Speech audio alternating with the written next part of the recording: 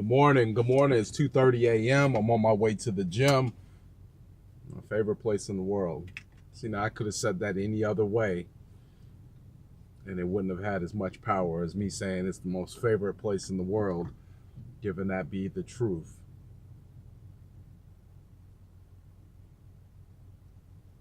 Anxiety. Anxiety. The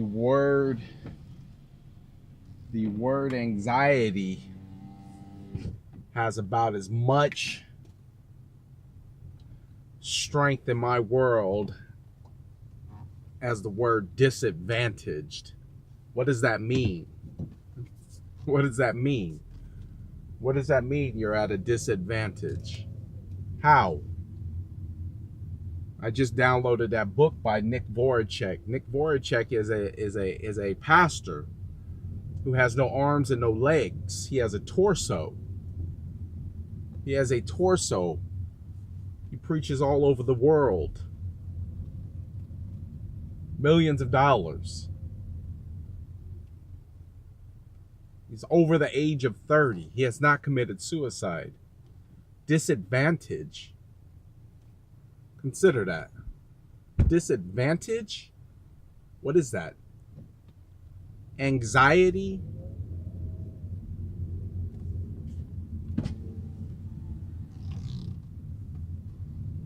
President of the United States, you're in control, you're in position, you're the number one man in charge, not just in the United States, but in the world. People look at you, but you show up to your job every day. Anxiety. I was just walking out the door right now and I was thinking about a deal that I have going. And I was thinking, I was like, man, because usually I'll communicate with the other party enough to know that there's still an open line of communication. And I communicated to this party and this party did not communicate back. And so this morning there was a brief second of anxiety over the deal because I felt like because that person did not communicate back with me that something was wrong. See, anxiety is simply allowing your mind to drift to a place in time that allows you to believe that everything has went completely chaos and you are no longer in control. But it took me about a half a second to say, it's a good deal. It's under control. And whatever comes at you, just deal with it. And if this one doesn't work out, put another deal together. Anxiety. Let me explain something to you. Anxiety and disadvantage are not bigger than my God. So at which point do either one of them have a place in my world? Think about it. Nick Vujicic. No arms, no legs. He doesn't feel he's at a disadvantage.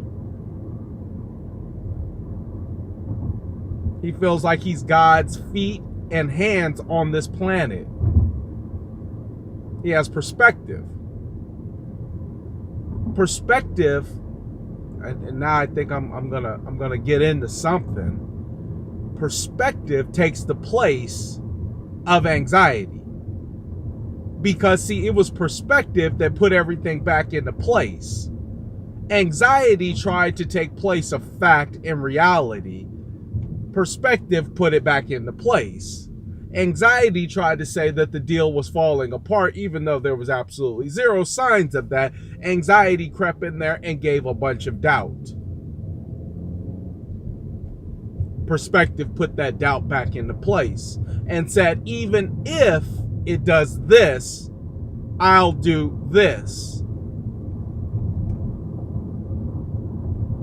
Perspective puts disadvantage in its place. Well, even though I am a black man with a prison record, a felon, my education is not strong. Not at all. I had some little kid talking to me about college yesterday. I was like, dude, what are you talking about? Know nothing about no entrance exam. I didn't do that. That's not the life I came from. Yeah, I went to college. I went to NAU and I went to CAC, which is Central Arizona College, and I went through ASU through the Northern Project. But that was because I wrote letters while I was sitting in a prison cell telling these people that I wanted to get a better education, and if they can offer me something, I will gladly take it and I will ace it. And I did just that from a prison cell. So when people look at me and wonder who the hell do I think I am, dog, you don't know what I done been through. You don't have a clue. My real estate business is taking off not because I lucked into something, it's because I've been groomed to deal with some things in my life. So this right here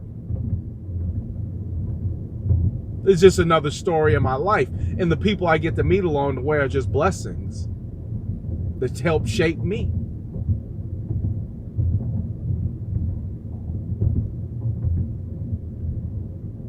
But why would I ever let anything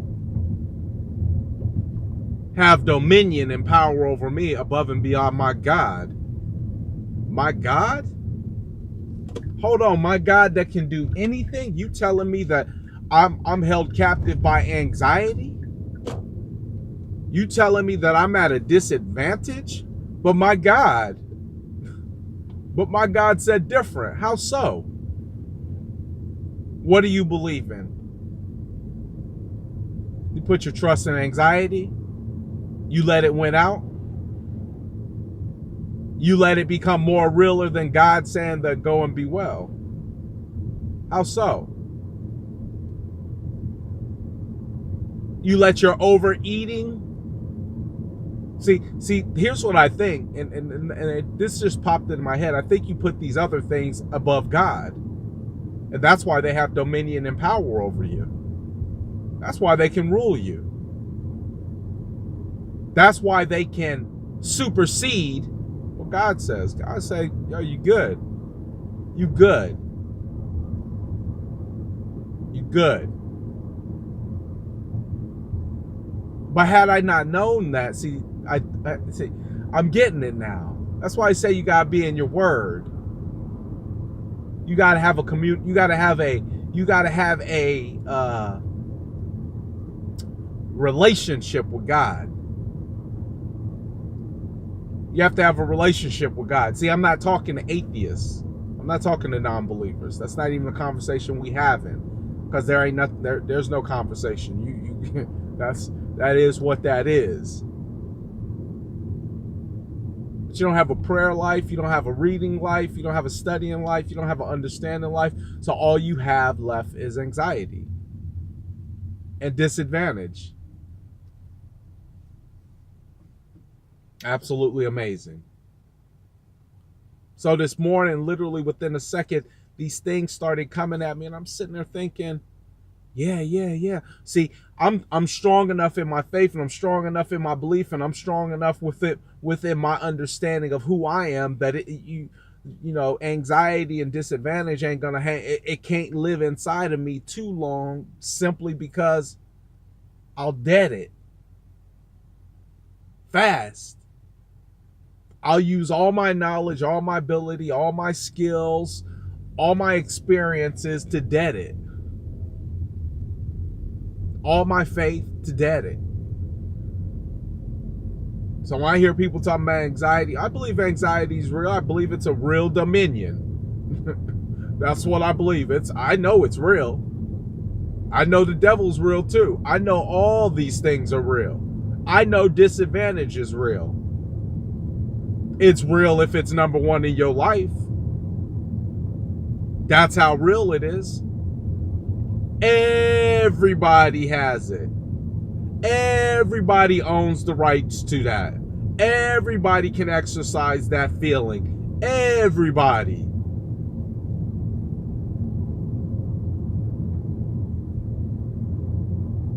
Everybody. You have anxiety about walking into rooms? Everybody does. Being around crowds, standing up and talking in front of people? Everybody does. Turn that word anxiety into fear and then conquer the fear. I remember I ran into, it was just a couple days ago, and it's crazy. It's crazy because here's a letter that I just wrote to this person. I ran into him at Barnes & Noble, walked up, gave her a great big hug. I had just talked to her. She was talking about buying a 400, selling her big old 4,000, 5,000 square foot home, wanted to buy a big home. And I ran into her at Barnes & Noble. She was with her grandson picking up a cookbook or something that her friend had done. She was showing it to me. I was like, oh, that's exciting. Gave her a big old hug, saying, I just wrote you a letter. I'll send it out in the mail to you. Met her grandson, said, hey, he just turned 18 today. I said, congratulations. She said, yeah, he woke up this morning with a panic attack. Is that a panic attack? What's going on? He thought he had to have life figured out because he turned 18. I said, dude, you got until you could be in your 40s and still sleep through this, dog, and wake up and master the game. Don't worry about it. You're not even through the first quarter of your life. You're not even through the first quarter of your life. Not even.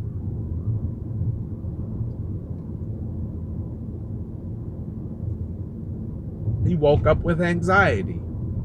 Oh my God, I gotta figure it out. I'm 18, they're gonna kick me out. They're gonna kick me out. I'm homeless. I don't know nothing. I don't even know how to open up a can of beans. I'm a starve. He went through all those emotions and ain't nobody even said nothing to him other than happy birthday. You 18. He done had all these built-in feelings about how it's gonna go down. Same way you have all these built-in feelings about this anxiety and what brings it on. You need to question that and say, where's this coming from?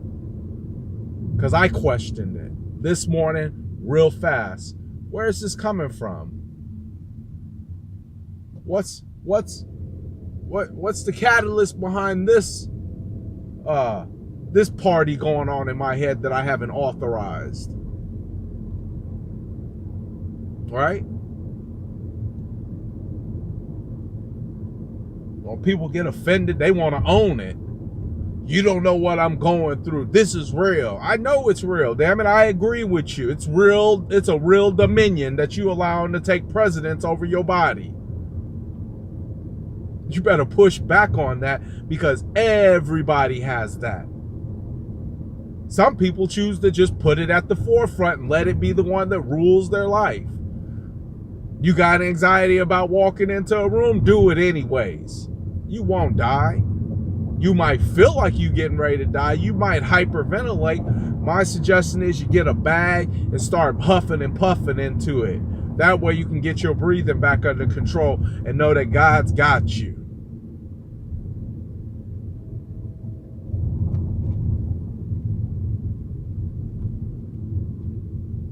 But that's an option. That's an option. If everybody has possession to it, everybody has that same right to go through anxiety. I had anxiety. Not even 15 minutes ago, I had anxiety. And no sooner than I had anxiety, I let it go right back to God and say, God, this ain't my problem. You put me in this position to do this. I don't believe that you will take it away. So whatever thoughts is trying to come to my mind to try to get me to feel that it's not going as planned, well, I'm just going to let this play out because I'm not going to play this anxiety game this morning. Well, anxiety, you got me. And you in control, anxiety. Oh my God, anxiety. Like you talking to anxiety and you up in it. You done said anxiety more than you done said God. You done upped it more than you even upped God and said, oh God, thank you.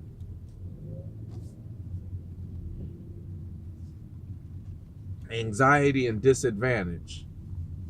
Where they do that at? Where's that party happening at? And why some people got more of it than others? Or is it that they just put it at the forefront higher than others? Just like some people put sickness and illness at the forefront, at the top of the list. Like, dude, you steadily calling yourself sick. Why don't you call yourself healed? Because you keep talking, and I guarantee the person who's always calling themselves sick is typically the person who's not talking to God at all. Zero conversation. Like, God, I'm just sick, and since you made me sick, I'm not talking to you. Kind of like God sitting there like, you never talked to me in the beginning. That's why you sick. That's why you sick. That's why you sick. You ain't talking to me at all. Because if you had talked to me and put me at the front instead of go ahead and put me at the front and then sickness behind me, and then let's see who wins the race. But you start off the day with sick, you stay with sick, you end with sick. You start off the day with anxiety, you end the day with anxiety. Where did God come in there? At which point did you speak to God? And then once the anxiety subsided, when did you put God up here? At no point did you put God on a pedestal and say, God, you got this. Because he would have told you, walk your happy ass into that room. He had told you, get your happy ass up out that bed. I know you feel like you're going to die, but ain't nobody ever died from anxiety. It just feels bad. It feels uncomfortable. Kind of like I went into a restaurant yesterday.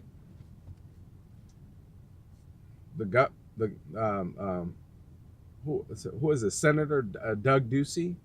The senators right here? People dressed in suits and ties.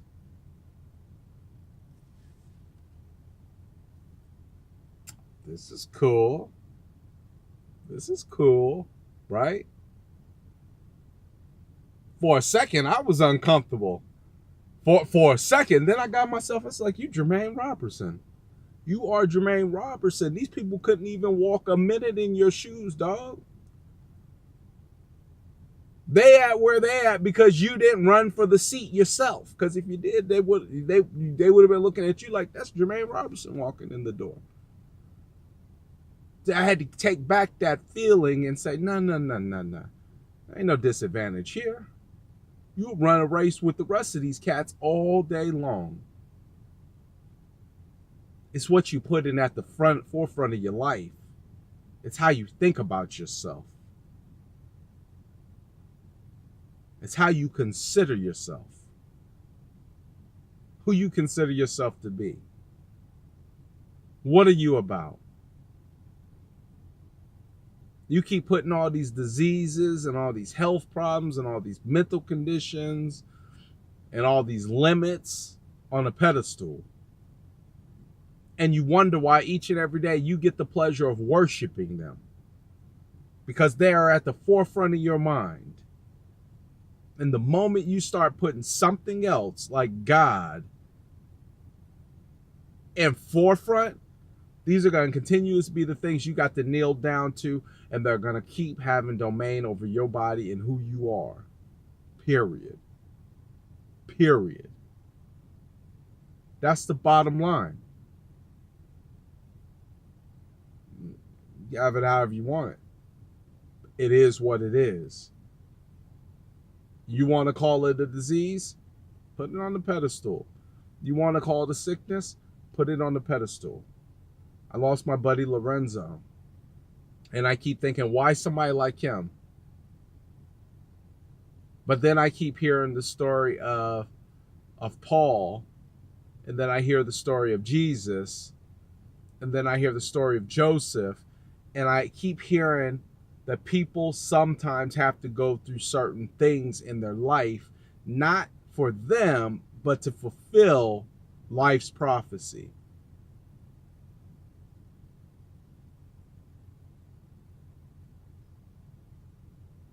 And he died. So many times I thought he would pull through and he died. And I was just like, dude, for real?